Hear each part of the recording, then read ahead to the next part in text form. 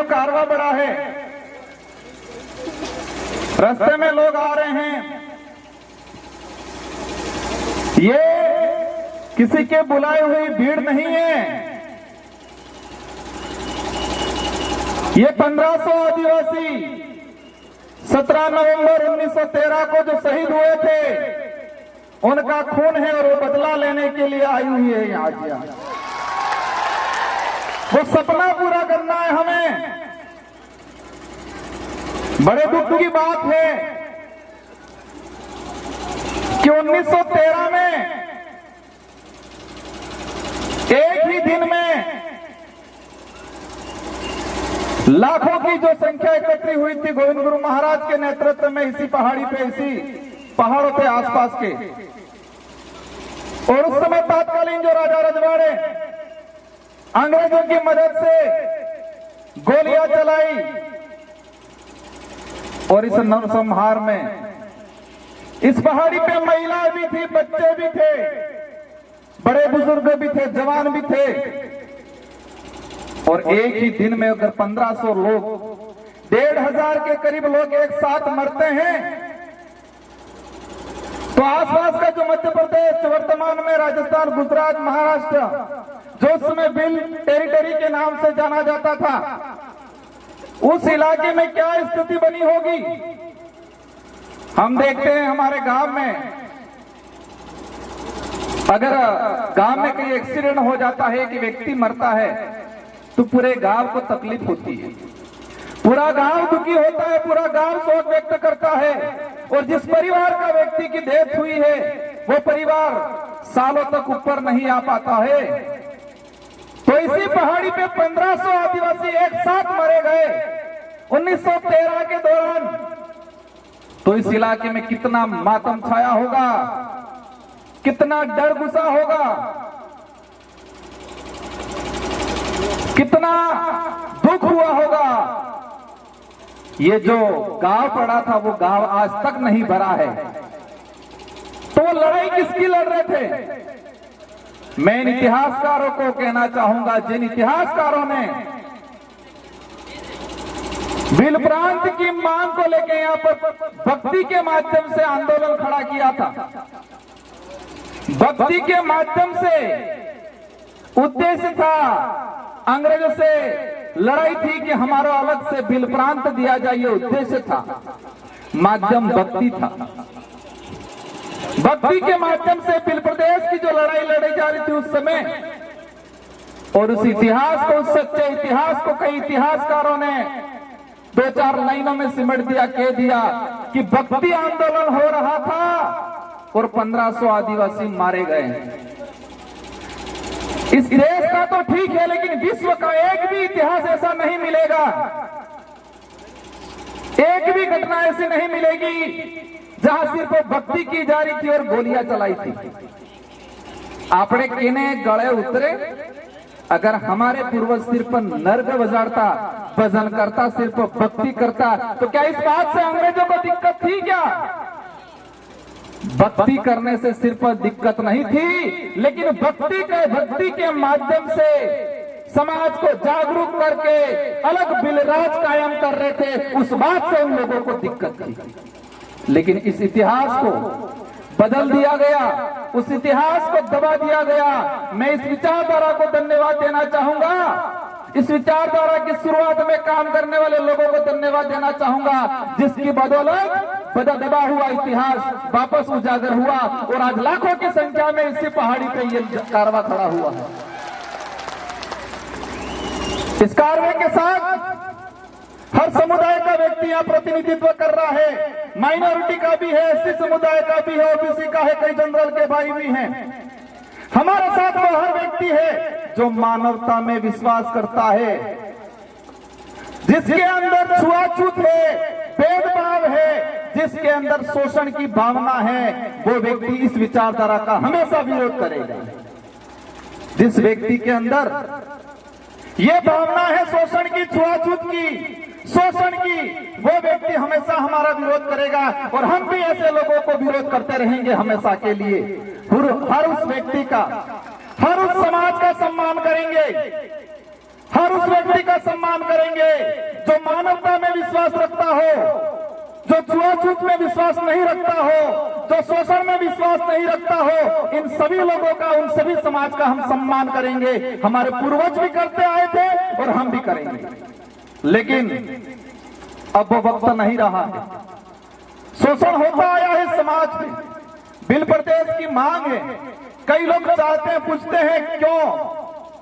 दुख की बात यह है कि हमारे भी समाज के, इस समाज का सर्टिफिकेट लगा के अधिकारी कर्मचारी नेता बन जाते हैं और वो ये भूल जाते हैं कि मैं किस सर्टिफिकेट लगाने की वजह से। मैं ये उनकी योग्यता पे सवाल खड़ा नहीं करना चाहता, लेकिन आदिवासी समुदाय का वो व्यक्ति अगर कहे कि मैंने आदिवासी का सर्टिफिकेट नहीं लगाया और मैं सिर्फ मेरी योग्यता से आगे बढ़ा, ऐसा कोई माई का लाल हो तो बताओ। दुख होता है जिस समाज का सर्टिफिकेट लगा के बड़ा पेट करके बैठते हैं, बड़े अधिकारियों की पोस्ट पे बैठते हैं, लेकिन उस समाज का आदमी उनके पास जाता है तो वो हीन भावना से देखते हैं। लेकिन वो वक्त भी आ गया है कि ऐसे लोगों को भी समाज समय आने पे समाज के बीच में नहीं बैठने देगा और उनके अंतिम संस्कार में 4 लोग भी उनको कंधा देने वाले नहीं मिलेंगे। ये वक्त भी आ रहा है। आज जो समाज की स्थिति बनी हुई है, बिल प्रदेश की डिमांड इसलिए है, बिल प्रदेश नहीं बनने से हमारा आदिवासी समुदाय कुछ राजस्थान में हो गया, कुछ मध्य प्रदेश में, कुछ महाराष्ट्र में, कुछ इधर गुजरात में अंदर, और उसी की वजह से हमारा समुदाय 4 हिस्सों में, 4 राज्यों में बटा। उस वजह से हमारी संस्कृति का विनाश होने के कंगार पे चली गई, हमारा इतिहास दबा दिया गया। और हमारा जो भौगोलिक क्षेत्र है, इस भौगोलिक भूखंड के अंदर जो खनिज है, उन खनिजों को निकाल के 4 राज्यों का राजकोष में जमा किया और आदिवासियों को इसका फायदा आज तक नहीं मिला। सबसे बड़ी बात यह है, देश के अंदर कुपोषण का आंकड़ा निकाल के देखें।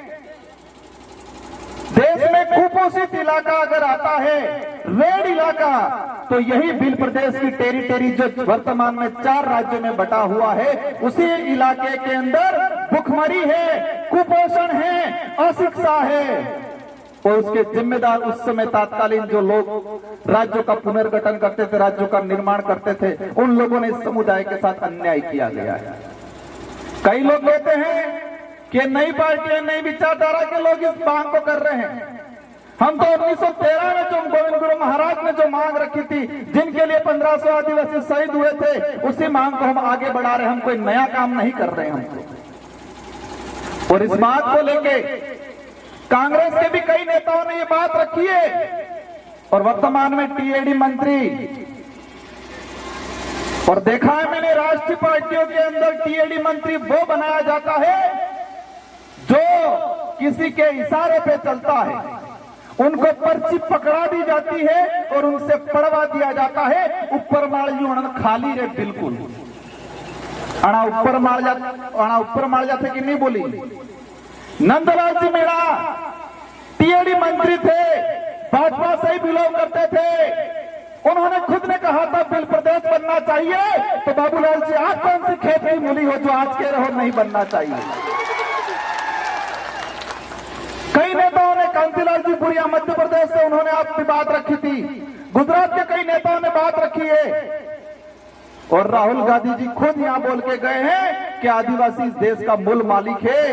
तो क्या बाबूलाल जी उनसे भी ऊपर चले गए? ऐसा लग रहा है मुझे।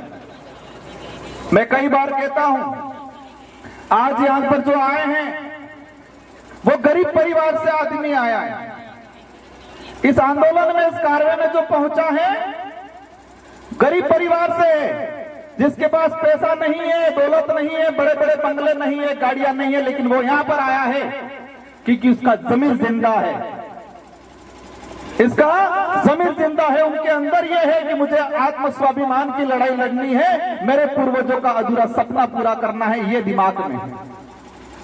हमारे भी समाज के बहुत सारे पैसे वाले ऐसे लोग जो पेट भरने की लड़ाई लड़ते हैं, सुख सुविधा अर्जित करने की लड़ाई लड़ते हैं, स्वाभिमान की लड़ाई नहीं लड़ते हैं। और ना नेशनल पार्टियों को भी हमसे यही दिक्कत है। हमें यही चाहते हैं, हमारे से यही चाहते हैं कि आप सिर्फ भौतिक सुविधा की बात करो, पेट भरने की बात करो, सरकारी गेहूं की बात करो, आप अधिकार और जल जंगल जमीन की बात मत करो। ये चाहते हैं बोलो। हम सिर्फ 2 रुपये गेहूं की बात करेंगे, हम रोटी कपड़े मकान की बात करेंगे। अगर यही बात करते हैं तो किसी पार्टी वालों को हमसे दिक्कत नहीं है, लेकिन हम जल जंगल जमीन की बात करते हैं उनको दिक्कत हो जाती है। हम धर्म की बात करते हैं उनको दिक्कत हो जाती है, और धर्म की बात करते ही पूरे आग बबूला हो जाते, पूरा फपड़ जाते हैं ये लोग। फपड़ते नहीं फपड़ते? मदन दिलावर जी फपड़ गए थे, लेकिन आज पता था मानगढ़ की धरती पे आदिवासी समुदाय एकजुट हो रहा है, और उनकी पार्टी का ऊपर से प्रेशर था, और 2 महीनों बाद उनको कहना पड़ा कि मैं खुद आदिवासी हूं, मेरे पापा दादा सीता माता अभ्यारण्य में रहते थे, ये बोल के चले गए। प्रतापगढ़ वाले साथियों, खोजना पड़ेगा उनके बाप दादा सीता माता अभ्यारण्य में कहां रहते थे, क्या वो भी झूठ बोला है कि नहीं बोला, इस पे भी अब जांच कराएंगे हम लोग। इनको छोड़ने वाला नहीं है। उस कौम को छेड़ा है तुमने, जिस कौम ने अंग्रेजों से लोहा लिया, मुगलों से लोहा लिया, राजा रजवाड़े से लोहा हुआ, ये बात अलग है। हमारा समुदाय भोला है, सीधा है, हम दयालु हैं। उसी बात का कई लोगों ने हमारे साथ फायदा उठाया है, लेकिन अब वक्त नहीं रहा। हम चतुर हो गए हैं, सावधान हो गए हैं। अब ये लड़ाई लड़ने वाली हम सिर्फ नेता एमएलए एमपी बनाने तक सीमित रहने वाले नहीं है।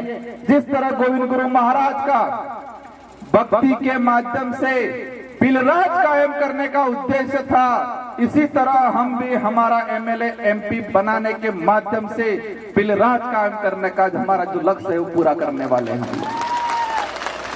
मैं इस कमांडाल में विराजमान सारे साथियों से अनुरोध करना चाहूंगा, हम यहां पर आ गए, तालियां बजा दी, हमने 1-2 सेल्फियां ले ली, इंस्टाग्राम पे चढ़ा दिया, वहां तक सीमित नहीं रहना है।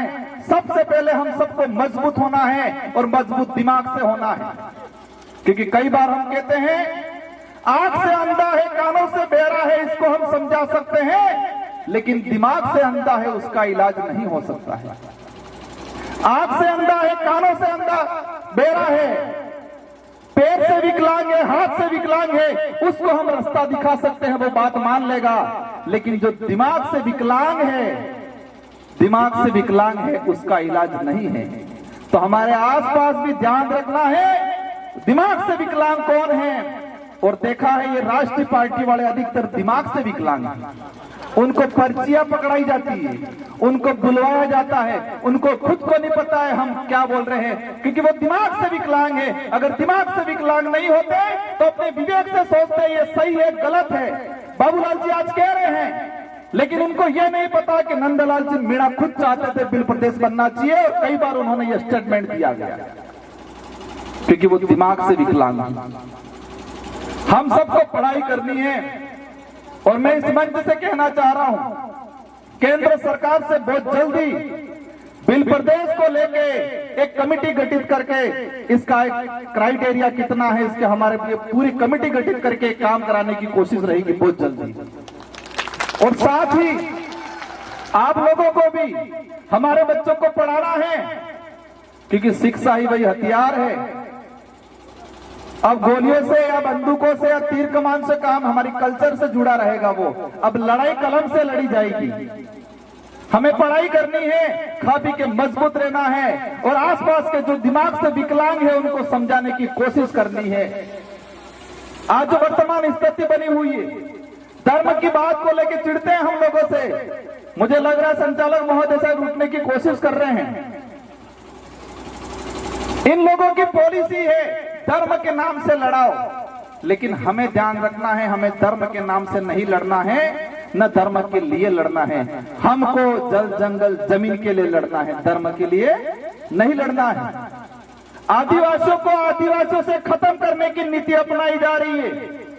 आदिवासियों को आदिवासी से खत्म करने की नीति अपनाई जा रही है, और उस नीति में पहला उनका जो उद्देश्य है, पहला उनका हथियार है, वो धर्म है। और उसका उदाहरण हम देख चुके हैं मणिपुर के अंदर। आदिवासी ने आपस में मारा काटा। वो जमीन की लड़ाई कम थी, वो धर्म की लड़ाई ज्यादा थी। वही आदिवासी कुछ ईसाई बना दिए गए, कुछ कट्टर हिंदू बना दिए गए, और वही नीति कुशलगढ़ में चल रही है। पूरे उदयपुर संभाग का अगर देखते हैं, आरएसएस की सबसे ज्यादा शाखा बांसवाड़ा और कुशलगढ़ में है। और दूसरा भी जो मामला चल रहा है वही है। हम किसी भी धर्म का विरोध नहीं कर रहे, लेकिन हमारे समुदायों को मानसिक रूप से गुलाम बनाने का अगर कोई काम कर रहा है और समुदायों को मानसिक रूप से गुलाम बना के आपस में लड़ाने का काम कर रहा है, वहां हम खड़े रहेंगे और बोलेंगे। मणिपुर के अंदर लड़ाया, वहीं बाबूलाल जी जाडोल के अंदर लड़वाएंगे, और हमने अभी ये नहीं संभाला तो आने वाले समय के अंदर हमारा समुदाय जमीन के लिए, हक अधिकार के लिए, आरक्षण के लिए, स्वाभिमान के लिए नहीं लड़ेगा, धर्म के लिए लड़ेगा। हम धर्म पूर्वी लोग हैं। हम गोविंद गुरु महाराज, संत सुलमान महाराज, मालजी महाराज को मानने वाले लोग हैं। हमें दूसरे के किराए के धर्म में रहने की जरूरत नहीं है।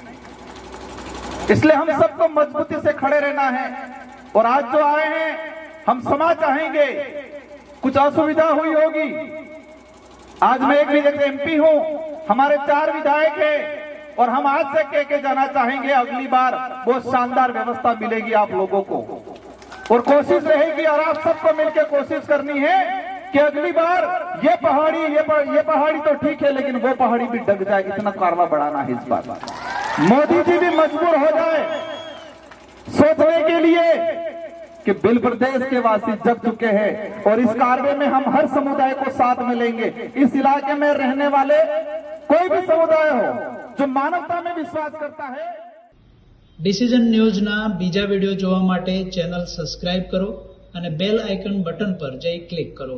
સ્વતંત્ર અને આઝાદ પત્રકારત્વની મદદ કરવા નીચે આપેલા થેન્ક્સ બટન પર જઈ ક્લિક કરો। મદદની કિંમત નિશ્ચિત કરો અને ડિસીજન ન્યૂઝની આ સફરમાં અમારા સાથી બનો।